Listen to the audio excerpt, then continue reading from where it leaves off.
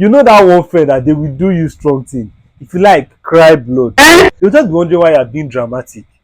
As I should tell you that that person may be suffering from antisocial personality disorder. But wait, there are 7 symptom criteria to look out for. But if a person ticks 3 out of these 7, that person can be diagnosed with antisocial personality disorder. Number one, repeated unlawful behaviors. Number two, consistent deceitfulness. Number three, impulsivity, they cannot control their impulse. Number four, aggressiveness. Number five, a reckless disregard for safety. Number six, irresponsibility. And number seven, lack of remorse. That lack of remorse has to be there. These are the kind of people that derive joy from breaking the law. Like, it gives them this adrenaline rush. These people are gambling.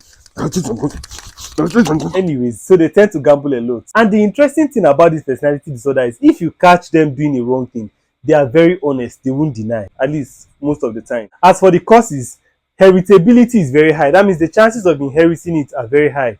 Now, we can't control heritability, but we can control those environmental factors that could trigger it from childhood. 2 things to watch out for is: number one, adverse childhood experiences such as neglect from parents. Mothers who don't communicate with their children, especially in the first 18 months of birth, are exposing their children to the risk of getting this disorder. Number two is experiencing violence, so such as your dad beating your mom or vice versa, or an overprotective mother. And number three is poverty. That's why I can't think of childbirth until I have 50 million naira in my account.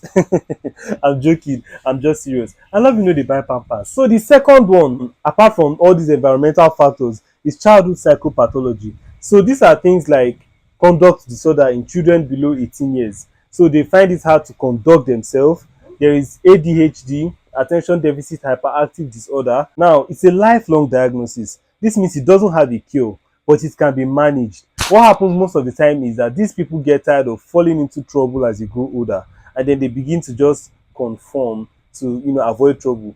But these are the kind of people that even in their 70s, if you tell them that there's a riot going on out there, they will come out to their full chest. Like they get adrenaline rush from it. So handling people like this is similar to things I mentioned about narcissistic personality disorder. So always stand for yourself, speak up for yourself.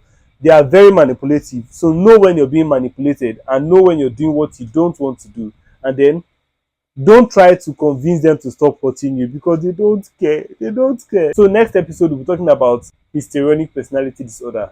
Catch ya.